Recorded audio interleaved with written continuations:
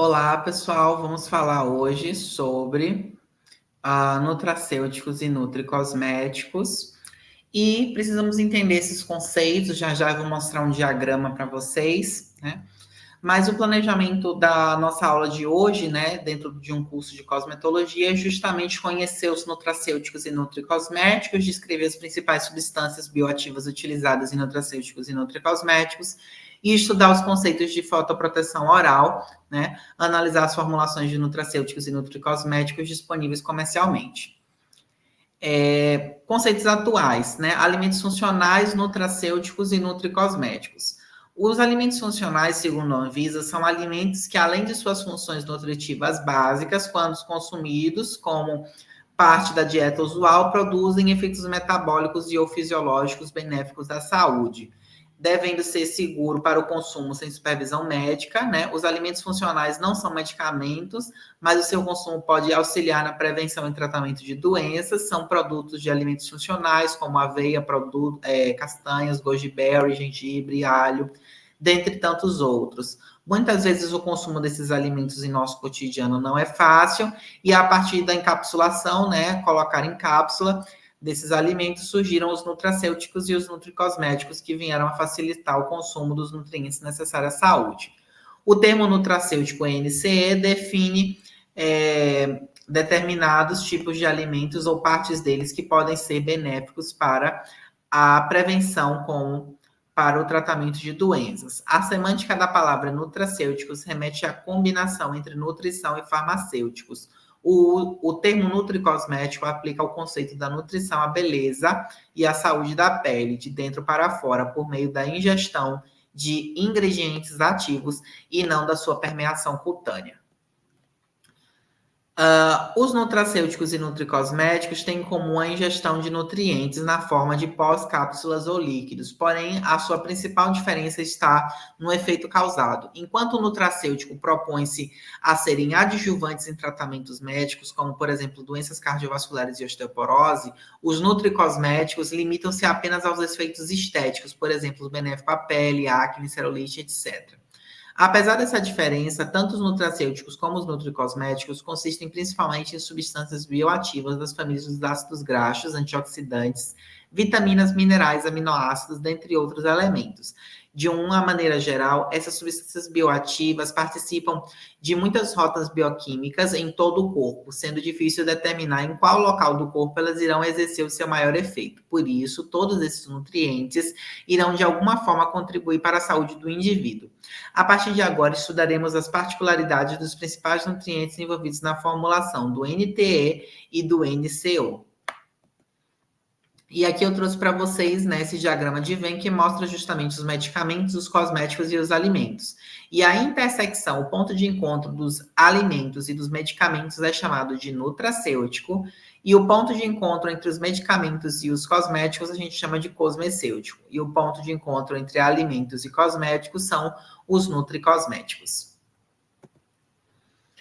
Cuidados com o uso de nutracêutico e nutricosméticos. Muitas pessoas preocupadas com as carências nutricionais a quem podem estar expostas podem pensar que quanto maior a ingestão de vitaminas e minerais, maior será a proteção contra algumas doenças. Na verdade, é um erro pensar assim. A seguir apresentaremos partes de 2 textos publicados na internet que descrevem alguns perigos da superingestão de suplementos nutricionais, chamados de hipervitaminose, né, e os excessos de vitaminas, né, que podem causar problemas para a saúde. Aqui eu trouxe uma tabela para vocês, né, onde a gente tem a vitamina A, que a utilização, né, em adultos normalmente é de 600, né, mcg, e é encontrado em gemas de ovo, fígados vegetais, né, leites e laticínios. A vitamina D encontrada em salmão, sardinha, atum, fígado, ovos e cogumelos. A vitamina C em frutas cítricas e legumes. A vitamina E em vegetais folhosos, legumes, óleos vegetais, ovos, carnes e oleaginosas. A gente tem a vitamina B1, que é encontrada em carnes suínas e germes de trigo principais, né? Aves, grãos integrais e nozes e legumes. A gente tem a B2, que é a riboflavina, que é encontrada em carnes, ovos, laticínios, vegetais verdes e folhosos. A B3, que é a niacina, encontrada em laticínios, oleaginosas e cereais integrais. A B5, que é encontrada em gema de ovo, leite, leveduras, cereais e legumes. A B6, que é encontrada em germe de trigos, carnes, alimentos integrais e legumes e nozes. E a B7, que é encontrada em leite, legumes e frutas. A gente também tem a B9, encontrada em feijão, espinafre, brócolis, couve, laranja, alimentos enriquecidos e fortificados. Nós também temos a B12, que é exclusivamente de origem animal, em carnes, leites e ovos. O zinco, né, encontrado em ostras, carnes vermelhas, magras, cereais, integrais, leguminosas e vegetais, né, e legumes, desculpa. O selênio, que é encontrado em castanhas, pães, cereais, ovos e carnes. E o cobre, que é encontrado em vísceras bovinas, ostras, vegetais verdes escuros, grãos oleaginosos e água potável. As principais substâncias bioativas utilizadas em NCE e NCOs, né, os compostos fenólicos e os flavonoides, né? Os compostos fenólicos e os flavonoides são metabólicos secundários encontrados em abundância no reino vegetal. Eles são produzidos pelas plantas durante o seu desenvolvimento como uma forma de defesa contra agressões externas, por exemplo, a luz UV e insetos. Quando ingeridos na forma de cápsula ou em alimentos funcionais, essas moléculas exercerão potentes atividades antioxidantes no organismo, protegendo o indivíduo contra diversas doenças. Exemplos de compostos dessa classe são o resveratrol, né, encontrado na uva, e a genisteína, encontrada na soja. E também nós temos a luteolina, encontrada no amendoim. E aqui eu trouxe para vocês algumas imagens, né, dessas estruturas de compostos fenólicos.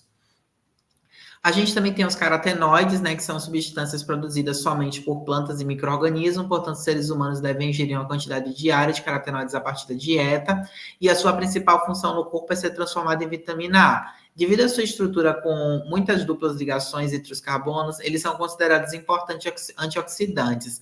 Após a sua ingestão, eles são acumulados em alguns órgãos, onde fazem a proteção contra uma série de patologias. O exemplo mais importante de carotenoides são os beta-carotenos, licopenos, né, a luteína, que são encontrados em grandes concentrações em alimentos, né, como a cenoura, tomate, couve, respectivamente. Aqui eu trouxe uma representação química do beta-caroteno. A gente também tem os ácidos graxos essenciais, chamados de AGEs, né, como o ômega 3 e 6. Os AGEs, também chamados de ácidos graxos poliinsaturados, são uma forma da família de lipídios que não são sintetizados pelos organismos humanos e que devem ser ingeridos com a dieta. Os principais representantes dessa classe são o ômega 3 e o ômega 6. O ômega 3 é encontrado principalmente em peixes de água fria. Seus efeitos terapêuticos já são bem estabelecidos através de estudos científicos, tanto que a Anvisa permite o uso da frase consumo de ácido graxo ômega 3 utiliza na manutenção de níveis saudáveis de triglicérides, desde que associado a uma alimentação equilibrada e a hábitos de vida saudáveis.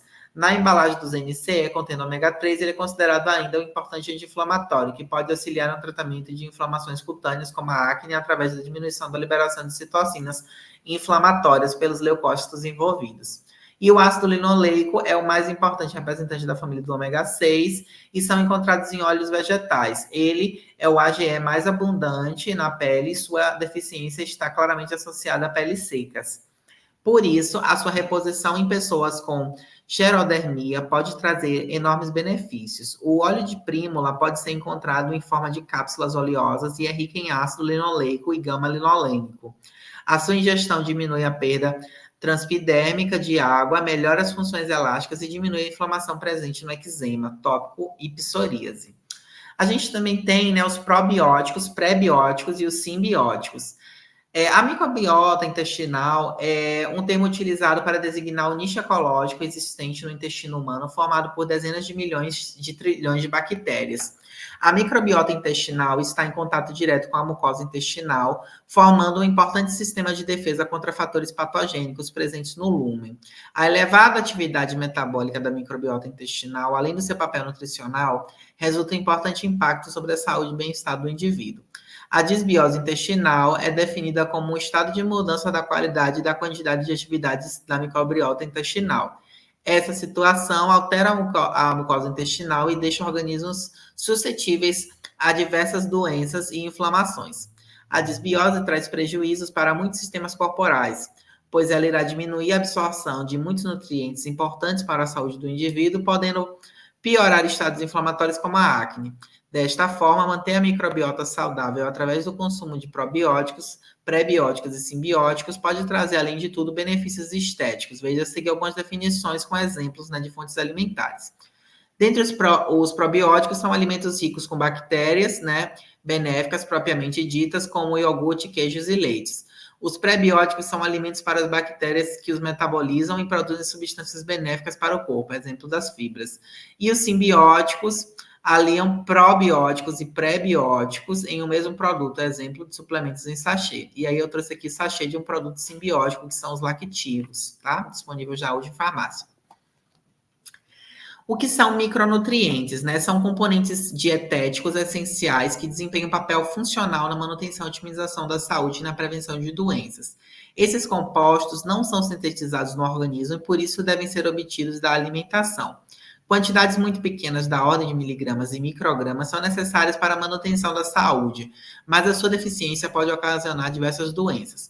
Os micronutrientes são divididos em vitaminas, oligoelementos, né, que são os minerais, e veremos agora a função isolada de cada um deles no corpo humano. Os oligoelementos, né, os minerais considerados essenciais são cálcio, fósforo, magnésio, sódio, potássio, ferro, zinco, flúor, cobre, cromo, manganês, molibdênio, selênio e iodo. Algumas doenças podem aparecer como consequência da baixa ingestão de alimentos ricos em tal elemento. Por exemplo, as anemias muitas vezes são decorrentes da baixa ingestão de alimentos que contêm ferro, assim como a baixa ingestão e absorção de cálcio e magnésio podem estar relacionados à osteoporose. Para finalidades estéticas, os oligoelementos de maior importância são o zinco, cobre e selênio, aos quais detalharemos a seguir. O zinco é um dos componentes estruturais e catalítico que facilita a ação de enzima superóxido dismutase, chamada de SOD, né? Presente no citoplasma de todas as células possui um sítio de ativo que para a ligação de um íon cobre e um íon zinco. A sódio é uma enzima crucial para o combate de radicais livres gerados pelo oxigênio. Logo, podemos concluir que o zinco desempenha papel chave no metabolismo antioxidante e no combate ao envelhecimento. Além disso, é um importante mineral para fortalecimento do sistema imune, possui papel-chave na cicatrização e auxilia o desempenho de mais de 300 enzimas em nosso organismo, sendo fundamental para a manutenção da homeostasia corporal. Muitas vezes o nível de zinco pode estar normal no sangue, porém está diminuído na pele, local onde ele está presente em grandes concentrações. Essa deficiência pode estar associada a lesões de pele, a cicatrização deficiente e a resposta imunológica alterada. Alguns estudos demonstram que os indivíduos que sofrem de acne possuem níveis de zinco menores do que indivíduos sem acne. Uma das explicações pode ser o papel que o zinco exerce na inibição da produção do sebo ao inibir a enzima 5-alfa-redutase. Falamos sobre essa enzima anteriormente. A alopécia é outra condição inestética que é fortemente correlacionada com os níveis de zinco no corpo. Um estudo demonstrou que em pessoas que sofrem de alopécia, em várias etiologias, demonstram níveis de zinco plasmáticos significativamente menores do que em pessoas sem alopécia.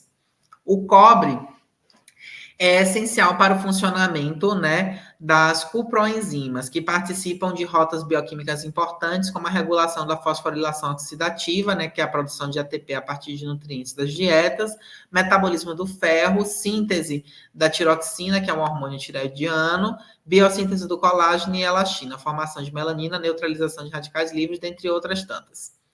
Já o selênio é um micronutriente importante em vários aspectos da saúde humana.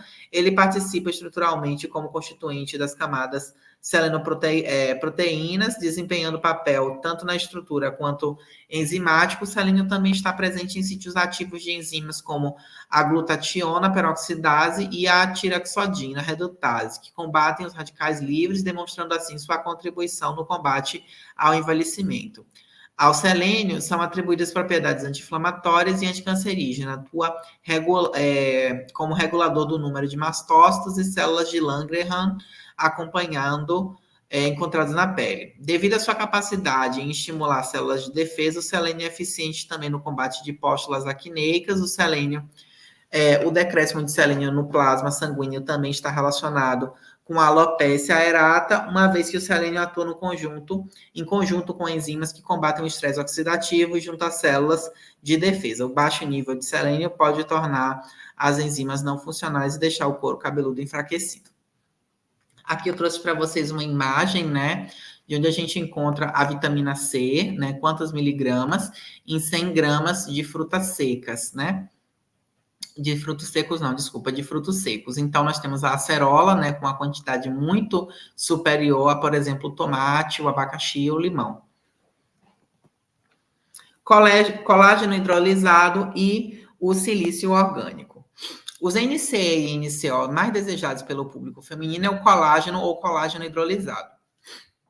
O colágeno é uma das proteínas mais abundantes no organismo, pois faz parte da estrutura da pele, dos ossos, das cartilagens e da matriz extracelular, justamente por não podermos enquadrar o colágeno hidrolisado como NCE ou NCO de forma isolada, pois podemos ingeri-lo tanto com finalidades estéticas, no combate à flacidez, como também para a recuperação de tecidos. Quimicamente falando, o colágeno é formado pelos aminoácidos glicina, prolina e lisina. Mas você sabe qual é a diferença entre colágeno e colágeno hidrolisado? Quando ingerimos o colágeno, ele terá que passar pelo trato gastrointestinal e então será quebrado em peptídeos e aminoácidos. Os aminoácidos, por sua vez, irão ser redistribuídos por todo o corpo, direcionados para a fabricação de proteínas que sejam necessárias. Dessa forma, é incerto dizer que todo o colágeno ingerido será obrigatoriamente transformado novamente em colágeno na pele, pois os seus aminoácidos podem parar em outros tecidos. Uma forma de tentar resolver esse problema é a ingestão de colágeno hidrolisado, que na verdade é um colágeno quebrado em pequenos pedaços, o que facilita sua absorção e pode melhorar o direcionamento para a pele. Mais do que isso, hoje já temos à disposição do colágeno hidrolisado estabilizado com silício orgânico. O silício é encontrado naturalmente na pele, unhas e cabelos, então, quando o silício é conjugado ao colágeno hidrolisado, a sua biodisponibilidade aumenta muito. Na pele, o silício é essencial para a síntese do colágeno, contribuindo para a ativação enzimática e para as ligações cruzadas do colágeno. A vitamina C também é um importantíssimo cofator em muitas fases da síntese do colágeno e hidroxilação dos aminoácidos lisina e prolina. Estudos in vitro demonstram que a exposição a fibroblastos da vitamina C aumenta a síntese de colágeno em até 8 vezes. O colágeno dos suplementos encontrados hoje no mercado é extraído principalmente de ossos e cartilagens de boi ou de animais marinhos e é encontrado sob as mais diversas formas, como sachês, balas, cápsulas, latas, dentre outras. Nutracêuticos para a fotoproteção oral. Ele baseia-se, né, na estratégia de combater os radicais livres gerados pela exposição solar de forma sistêmica, ou seja, pela ingestão de antioxidantes. Uma alimentação rica em carotenoides, compostos fenólicos e flavonoides irá favorecer a absorção desses nutrientes, que cairão na circulação sanguínea e depois serão direcionados para os tecidos mais expostos à radiação, como a pele e olhos. Dessa forma, os nutracêuticos vieram a facilitar a ingestão de uma grande quantidade de antioxidantes, dando origem aos fotoprotetores orais. Os estudos acerca da fotoproteção oral ainda estão em estágios iniciais e é importante ressaltar que ela funciona como um complemento à fotoproteção tópica, ou seja, não anula, né? Sendo que não elimina o outro, mas sim complementa. O método mais efetivo de proteção continua sendo a minimização à exposição solar. Exemplos de nutracêuticos disponíveis comercialmente. Nós temos o Active Curcumium, né, que é o lema, ingrediente da família do gengibre com 95% de curcuminoides, possui alta atividade antioxidante, atua na prevenção da peroxidação lipídica e mantém níveis saudáveis de enzimas do sistema antioxidante endógeno, anti-inflamatório, cicatrizante e auxilia na redução de peso. Nós temos o Active Sweet Wood, também da Lema, polifenóis de canela, que atuam como controle de índice glicêmico, reduz o açúcar no sangue e previne diabetes, né? Possui atividade termogênica, que auxilia na perda de peso e da gordura abdominal. A gente tem o Capciate, Lema Gama, é um análogo não agressivo da capsaicina, naturalmente presente no capsicum ano, pimentão mexicano. O Capciate ativa os receptores da capsaicina, que se encontram na superfície do tubo digestivo, conduzindo à ativação do sistema nervoso simpático, seguindo a ativação do músculo esquelético e ativando a lipólise. Dessa forma, atua na termogênese e no consumo de energia corporal, melhora o metabolismo energético e reduz o acúmulo de gordura corporal. Cell Drying, da Biovital, a associação de extratos de cavalinha, centela asiática e a ginkgo biloba, que juntos possuem ação drenante. O ginkgo biloba possui ação vasodilatadora e centela possui a asiaticocidose, que regula o tecido conjuntivo, promove a proliferação de fibroblastos e aumenta a síntese de colágeno na matriz extracelular, né? Já o extrato de cavalinha possui grande quantidade de vitaminas e minerais, juntos atuam como diuréticos moderados que diminuem a retenção do líquido. A gente também tem o chá verde em pó instantâneo, né? Os seus componentes têm demonstrado significantes propriedades auxiliares antidiabéticos e antioxidantes. Seus principais constituintes são as catequinas e o galato 3 epicatequina, né? Apresenta também cafeína e teofilina, protoantocianidinas e flavonoides, polifenóis, taninos, vitaminas e minerais. É usado como auxiliar em regimes dietéticos e no tratamento da celulite. E a gente também tem o Eximol, né? Que é o ortocílico estabilizado com colágeno marinho, possui ação de regeneração celular da pele, combate radicais livres, biohidratante e anti-envelhecimento por via oral. Esse ativo fornece elementos necessários para a biossíntese do colágeno, elastina e mucopolissacarídeos, atuando de forma benéfica no envelhecimento cutâneo e arterial. Auxilia na renovação cutânea, melhora o aspecto de unhas e cabelos e melhora a densidade óssea. A gente também tem o glicoxidil, de peptídeos análogos da carnosina, que atuam prevenindo e tratando diversas desordens metabólicas e no envelhecimento sistêmico, inibindo as reações de glicação das fibras colágenas por transglicação, né? A gente tem o Indestin, que é da Ideal Pharma, ativo que apresenta estudos clínicos em uma combinação de 2 extratos, né? De esfearanthus e de garcinia, né? Que agem em sinergismo ao inibir a expansão de novas células de gordura e promover a quebra de lipídios nos adipócitos existentes. O ativo é reconhecido por influenciar suas vias genômicas envolvidas na formação de adipócitos e dessa vez reduz a gordura visceral e corporal, auxiliando na prevenção de doenças cardiovasculares. E também temos o Sinetrol da Ideal Pharma, que é um extrato de frutas cítricas, como a laranja vermelha, a toranja e citros e o extrato de guaraná. Essa combinação proporciona a perda de peso e aumenta o desempenho físico, possui atividade lipolítica potente ao aumento dos níveis de AMP cíclico e de 3 formas, né? Inibe a catecol-metiltransferase, estimula os receptores beta e inibe a fosfodiesterase. E, para finalizar o nosso encontro, precisamos falar também sobre a medicina ortomolecular, né? Formulações com altas doses de vitaminas. A medicina ortomolecular é uma abordagem que visa equilibrar as substâncias naturais do corpo, como vitaminas, minerais e aminoácidos, para promover a saúde e tratar diversas condições médicas.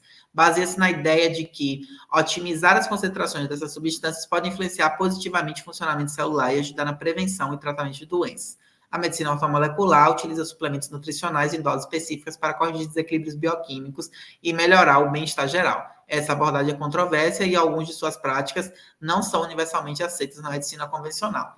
Então, a medicina ortomolecular, ela tem por objetivo utilizar altas doses, né, de vitaminas, por exemplo, ou de minerais, além do que aquelas estabelecidas como seguras e necessárias, para poder gerar um efeito benéfico para o paciente, né? Normalmente no tratamento de patologias. Então, quando você estiver numa farmácia e receber uma dose acima do normal, por exemplo, de uma manipulação de vitamina B12, normalmente você vai estar de frente ali, né, a uma formulação magistral